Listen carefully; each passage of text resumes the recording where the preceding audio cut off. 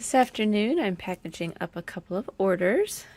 I have the poinsettias sock set with the 20 gram and 10 gram mini micro, and I added this cute little charm to it as just a little thank you for the order. This is actually the last poinsettia I have, and I don't think I'm going to dye up anymore since it's getting rather close to Christmas, but I really do like this set, and if this one hadn't sold, I was going to use it myself. So that one, and then I have this one, which is a non-superwash, and this is a Highlands wool, Peruvian Highland wool, and it is, the black is the natural color of the yarn, and I dyed the purple over the lighter color in this yarn. It's kind of a cool, very squishy yarn. It is a Highlands wool, and this is what I'm attempting to make some slippers out of. I'm hoping that the slippers felt up nicely, because since this is a non-superwash and a Highland wool, it should felt up quite nice and be pretty durable. And I have this cute little progress keeper on here. It's kind of like a knitting little charm. I got this stamp, handmade by Gabrielle, a really long time ago when I used to do a lot of like stamped cards back when like Stampin' Up was popular. That was fun. So I have these two things to package up now and then ship out. And I have my baggies that I really like because they say thank you on them and they're cute. And yeah, my little note to my customers. So I really appreciate every yarn order I get because it enables me to continue to play with yarn as well as just support my love of knitting with nice yarn.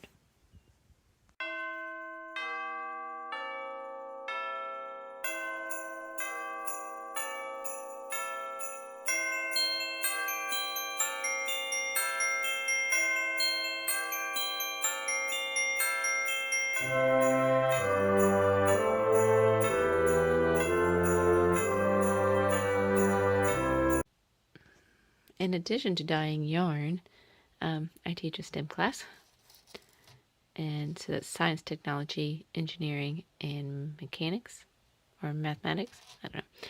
Anyways, and we're making something called bristle bots in our next co-op class, and so they're little toothbrush heads with, this is a little vibrating motor like what is in your cell phone, and then just a little disc battery, and I attach some little legs to it so it won't tip over, and an eyeball. Let's see, I will show you guys it on in just a second. So when he's on, he vibrates and moves. I add a little eyeball or two to make him cute. So we're doing that in STEM class, talking about circuits and stuff recently, so it goes along with it, and then they can take it home. Out for my morning walk with the puppies, and we got frost this morning, so it's a little chilly, but it's a beautiful day.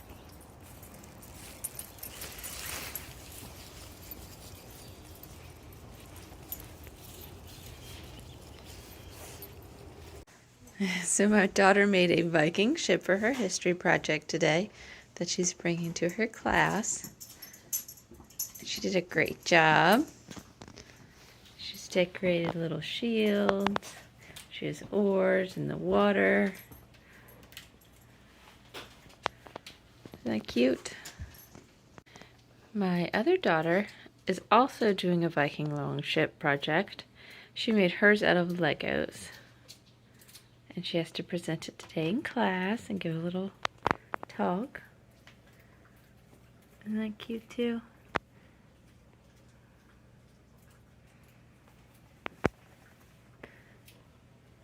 She did a great job.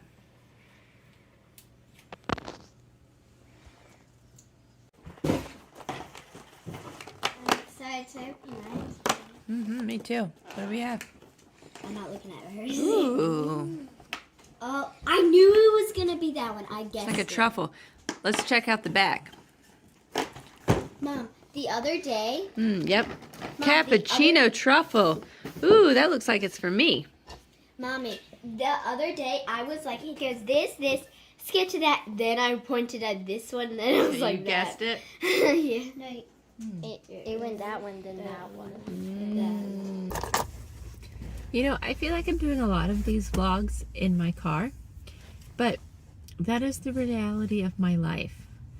The only real downtime I have is while I'm in my car in between activities for my kids, or like waiting for my kids during their classes or whatever it is. So, y'all are really getting a glimpse into my life. They are in co-op, and this morning I think I showed you that both of my daughters were doing a history project on Vikings, and one made a cake, and I got to hear from her afterwards, and she said that that went well. And then I talked to her teacher actually in the parking lot, and she said that she actually presented herself really well and enunciated, and you couldn't tell she was nervous. So that was a little surprising because she was very nervous about having to talk in front of the class.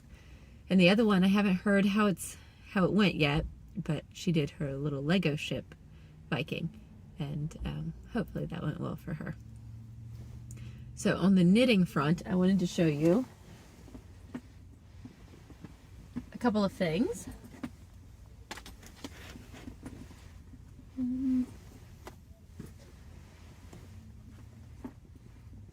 Okay. Well, first I'll give you an update on the shawl. And of course I'm right in the middle of a row. So it is much bigger now. I have funky lighting. The sun is starting to come in my car, and so it's giving me shadows and bright light. But I like how it's coming along, and I really like the yarn color, and it is so squishy, so that's super fun. You can see the points are here since it's wrapping around. So it's growing nicely, and I have this much left of the first ball of yarn. And my plan is about when this is about through, I'm going to use the second ball of green along with the pink, and I'm going to do a mosaic pattern for the second half of the shawl. I think it's going to block definitely bigger than what it currently is, and I know that, you know, the rows get longer, so it'll be slower going, but I actually don't have to give this to her until I guess about a week after Christmas. So I've decided, even though I'm really excited about working on this project, I've decided to put it aside and work on things that have to be done by like the 18th of December. So those are higher priority than this is right now. So I'm putting this aside, and I wrapped up one of my Marshes colorways, which is very similar to that one, only this one has like the blue spots are a little stronger, and this is what's in the shop. And I wrapped it up, and I actually think I just adjusted my inventory. I have 2 dyed up currently that are in the shop, because this was the third one and I stole it. Stole it from my shop. But I love how it's knitting up. I don't know if it's better for me to be in the sun or the shade here. I love how it's knitting up, and I love the color. And what I'm making is the seed stitch mitts, or seed stitch fingerless mittens. I will have to look that up. And this is a gift as well, and this gift needs to be done by like the 19th. So I made the red fingerless mittens that I showed on here, cloud cloudburst mitts for my stepmom, and then this is for my dad. And as another pair of fingerless mitts, I figured I love them for walking my dog because I can easily get the bags out to pick up their poopy and have my fingers free, but I don't have to take off my glove in order to do those things. So I really love fingerless mittens. So I decided to knit him up some. So this is a worsted weight yarn, and it is very squishy, and I am knitting this on a size 8 needles, which is what the pattern calls for. So you start with your ribbing. It's a free pattern, by the way. And then you go into this simple little pattern, and it's got an interesting thumb gusset, one I haven't done before, where you're just increasing on one side as opposed to like both sides of the thumb. So I'm curious to see how this works out in the end, if I really like it or if it's not my favorite. We'll see. But I do love my yarn. I could be biased, you know, since I dyed it myself, but I just like it. So here it is with the seed stitch. And I think what I really like is, I don't know, you have an overall one color, but when you get up close with it, you have these different color blues and greens, and I just find hand-dyed yarn that's like variegated like this just super fun to knit with because it just adds so much interest, which is the main reason I got into dyeing yarn anyways, was so I could afford to knit with hand-dyed yarn, because I just really enjoy that the variation in color. Even when you're working with something like this that's kind of, you know, gives an all over one color, but you still have a variation, especially when you're up close and knitting stitch by stitch. Like to have each stitch slightly different. It's fun. So, it looks small, but it's very stretchy. My husband tried them on because I was worried. And I thought maybe I needed to cast on more stitches. She only cast on like 30. But when he tried it on, he was like, oh no, it's very stretchy, and if you made it too big, then it might fall off.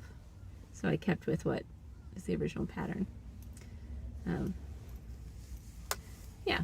So this time I'm going to really, really try, when I do the other mitten, to not knit the same hand, because these are directional, just like the cloudburst mittens, because this is on the outside. The seed stitch section is on the outside of the hand, and then the thumb, you have more stock in it before you do your thumb.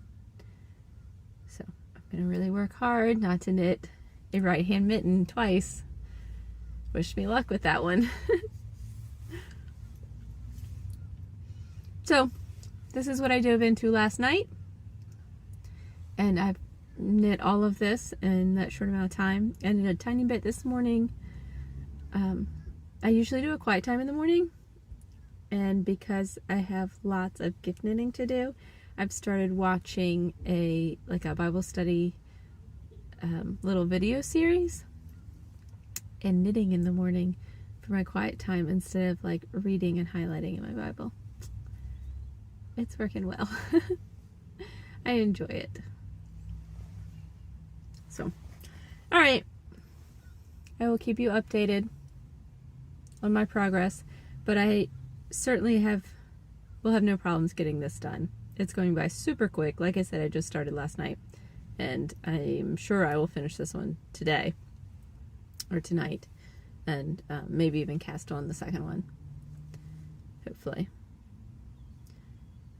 I was talking with my husband about like a couple of people who are very difficult to shop for. One is my dad, and so he of course suggested more hand knits for me to add to my gift knit list. So these were one of them, and then he said I should do the same thing for my brother, who is also a hard one to shop for. So I just added 2 pairs of fingerless mittens to my gift knitting list. But But if you're looking for a very quick knit that you still have time to make before Christmas, cast on a pair of worsted weight fingerless mittens for someone. You could do it in probably 2 days without a problem. And that's not even like knitting a lot. Just probably 2 evenings would do if you had a good amount of time in the evening. So, all right, good luck with your gift knitting. Wish me luck with mine. Talk to you later.